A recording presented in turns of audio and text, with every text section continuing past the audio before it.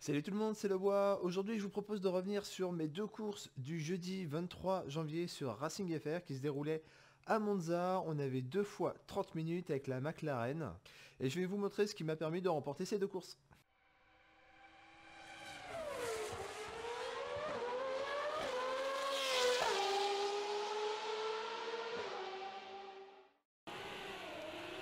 Alors contrairement à d'habitude où je travaille sur un setup principalement pour la course et non pas pour la qualif, là j'ai énormément travaillé pour essayer d'avoir le meilleur chrono du hot lap. Vraiment je me suis voilà, concentré sur la conception d'un setup très agressif qui permet vraiment d'avoir de super chronos. Et en fait, ce qui m'a surpris, c'est que ce setup, en fait, j'étais très confortable avec. Vraiment, je me retournais pas, j'étais régulier. Et donc ce setup, qui a priori devait être là juste pour le hot lap, à la limite même pas pour la qualif, eh bien c'est celui que j'utilisais pour la qualif et la course. J'ai beaucoup roulé avec ce setup, j'ai fait une centaine de tours en essai libre. Et en fait, j'ai énormément progressé sur cette période où j'essayais de battre le meilleur temps, celui de Gerval. J'ai finalement réussi à battre avec un 1:39,9. J'ai énormément progressé, j'ai progressé sur ma vision, sur les réglages et enfin sur les freinages. Et du coup, je pense que c'est vraiment ce qui m'a permis de remporter cette course, c'est cette préparation qui m'a permis d'obtenir déjà une voiture très rapide et aussi moi de m'améliorer sur mon pilotage. Et en fait, c'est ce que je vais vous montrer parce que bon, du coup, en fait, les courses n'étaient pas particulièrement intéressantes pour moi vu que voilà, en fait, dès le premier tour, j'étais premier et après, j'ai plus revu personne. Voilà.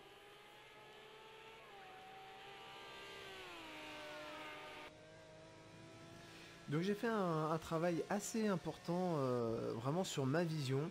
En fait, ce qui se passe, c'est que quand on pilote, il faut systématiquement regarder le point de corde et le repère de freinage reste dans la périphérie. Donc là, en fait, je regarde déjà mon point de corde, je vois le panneau 200 passer dans la périphérie, mais mon regard reste fixé vraiment sur cette corde que j'ai atteint en fait systématiquement. J'ai eu aucun souci pour atteindre cette corde et en fait, c'est cette vision aussi qui permet d'être extrêmement régulier.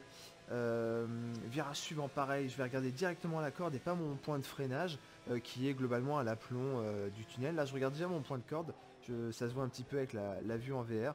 Je regarde mon point de corde, je le passe, je regarde directement le suivant. Voilà, pareil ici, on regarde directement le point de corde. Je suis assez content en fait de ma progression là-dessus parce que je trouvais au début que c'était pas du tout intuitif de faire ça, pas du tout naturel. Et c'est vrai que j'étais pas du tout à l'aise avec ça. Voilà, forcément, quand on regarde pas entre guillemets juste devant soi, on se dit tout le temps ouais, mais du coup, si je regarde pas là où je vais précisément, je vais me planter quoi. Bah en fait non, ça vient assez vite, ça devient naturel. Là pareil, je regarde direct à gauche, je regarde pas mon point de repère, je regarde directement à gauche pour voir le plus tôt possible. Voilà, le vibreur à l'entrée, pareil d'ici pour la sortie, voilà, pour passer vraiment nickel chrome. Et en fait, ça commence à devenir vraiment intuitif. Et maintenant, j'en suis à un point où je commence à affiner un petit peu, à pas simplement regarder, entre guillemets, vaguement mon point de corde, mais à regarder précisément là où je veux mettre la roue. Encore une fois, si je veux le mettre pile à gauche du vibreur, sur le vibreur, ou j'en sais rien moi, à la moitié du vibreur. Et en fait, ça a une importance parce que c'est vrai que voilà, il y a des vibreurs, vous pouvez monter dessus entièrement, il y en a d'autres, il faut juste passer la moitié d'une roue. Là par exemple sur la chicane, le gauche, il faut vraiment être max à la moitié du vibreur, sinon on part. Voilà, on met sa roue ici et ça déstabilise pas la voiture et on peut y aller à fond. Vous la mettez un peu plus à gauche, tout de suite c'est plus compliqué. Ensuite, comme je le disais, j'ai travaillé sur le freinage.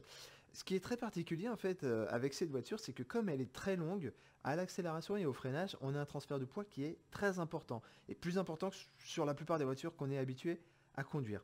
Alors qu'est-ce que ça va impliquer? Là on est en ligne droite, on est à plat, imaginons que le poids soit équitablement réparti, on va avoir 50 à l'avant, 50 à l'arrière, et donc voilà, une adhérence de 50 à l'avant, 50 à l'arrière. Ensuite, lorsqu'on est en phase de freinage, le poids se transfère vers l'avant, donc on peut imaginer voilà, que on est, je sais pas, 70 à l'avant et seulement 30 à l'arrière, alors qu'avec une voiture qui serait moins longue, où on aurait moins de bascule, on aurait simplement 60 et 40. Alors évidemment, immédiatement, on règle son répartiteur de freinage à 70 sur l'avant, 30 à l'arrière, pour que ce soit en adéquation avec notre transfert de poids. Ça, bon, a priori, ça ne change rien par rapport à une voiture classique.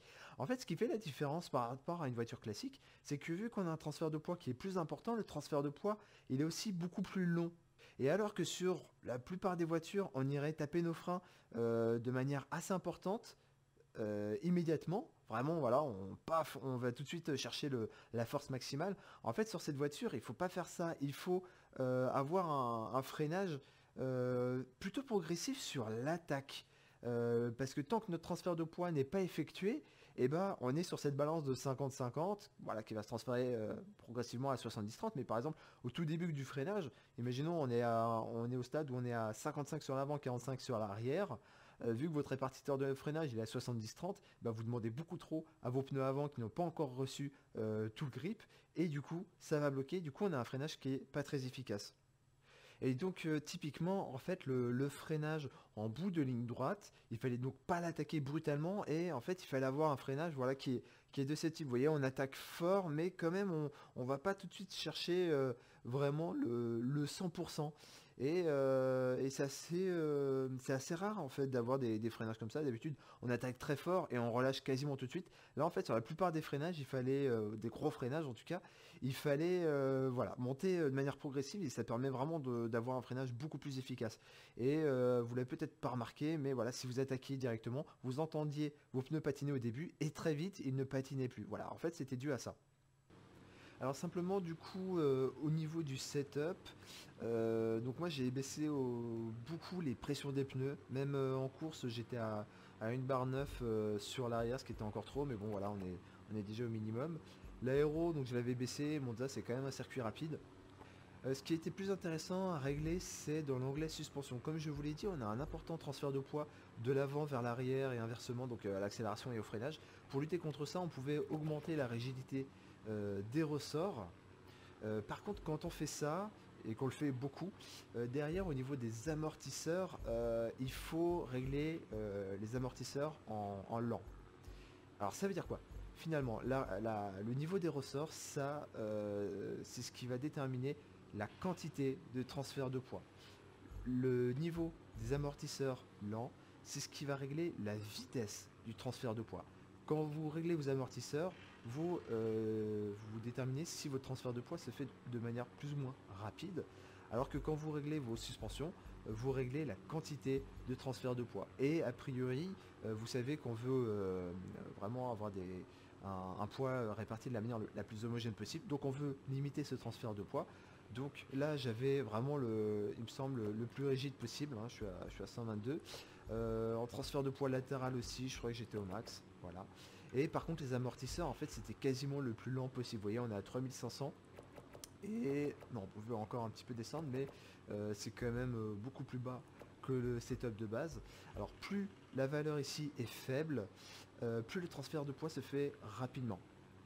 Et de toute manière, à partir du moment où vous rigidifiez vos ressorts, il faut diminuer a priori cette valeur pour avoir un comportement homogène. Si vous touchez vos suspensions et que vous ne touchez pas derrière votre amortissement lent et rapide, ça risque de poser problème.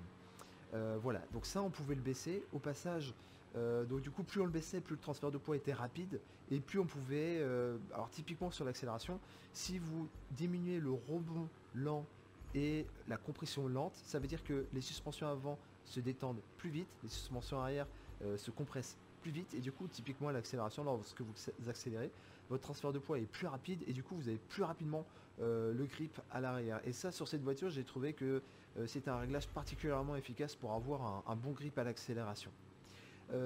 Simplement ensuite la compression, pardon, le rebond rapide, ça c'est quelque chose qu'il fallait un peu diminuer. Alors pourquoi? Parce que lorsque vous êtes notamment en ligne droite, je ne sais pas si vous avez remarqué, mais la voiture touche beaucoup le sol. En fait c'est dû au fait que vu que vous avez beaucoup d'appui aéro qui plaque la voiture contre le sol, votre ressort il a du mal à se détendre une fois qu'il est comprimé à cause d'une bosse. Donc du coup voilà le rebond rapide c'était bien de le diminuer et éventuellement par contre augmenter la compression rapide. Alors c'est des réglages que les réglages rapides des amortisseurs, j'y ai pas trop touché, mais il y avait un peu de travail je pense encore à faire là-dessus pour gagner un petit peu. Alors après que ça touche en ligne droite, à la rigueur on s'en fiche, par contre en virage c'était plus problématique. Voilà. Donc simplement voilà, retenez la compression lente, rebond lent. Si vous voulez un transfert de poids plus rapide, vous le diminuez. Alors par contre si vous le diminuez trop, évidemment il y a des effets pervers, vous allez avoir votre voiture qui va osciller un petit peu au freinage et ce sera pas terrible. Mais bon là clairement il fallait les diminuer. Et même comme ça en fait, moi vous avez vu mes courbes de freinage, il fallait quand même un freinage assez progressif, ce qui prouve que le transfert de poids n'était pas immédiat. Alors ensuite niveau moteur, moi j'avais raccourci la 2 et la 3. Euh, alors la 2, je me souviens... Ah oui, la 2, je l'ai raccourci pour la deuxième chicane. Je l'ai passé en deux, mais du coup, avec le setup par défaut, c'était un petit début de 2. Donc c'était pas très agréable. Donc là, je l'ai raccourci pour ça. Et la 3, c'était pour la chicane Ascari. Voilà. Ensuite, bon, j'ai ajusté la boîte pour la ligne droite, évidemment. Bon, rien de particulier. Le radiateur a été fermé entièrement, ça passait large. Alors il me semble, voilà, l'ABS j'ai désactivé, j'aime pas trop rouler avec l'ABS. Le différentiel n'était pas évident à régler, j'ai vraiment essayé beaucoup de choses. Ce qui est apparu c'est qu'il fallait la régler assez serré, notamment pour le freinage. On a un arrière qui se déchargeait beaucoup, encore une fois, vu que la voiture est longue, on a un fort phénomène de bascule, l'arrière se décharge et du coup voilà il fallait le serrer assez fort.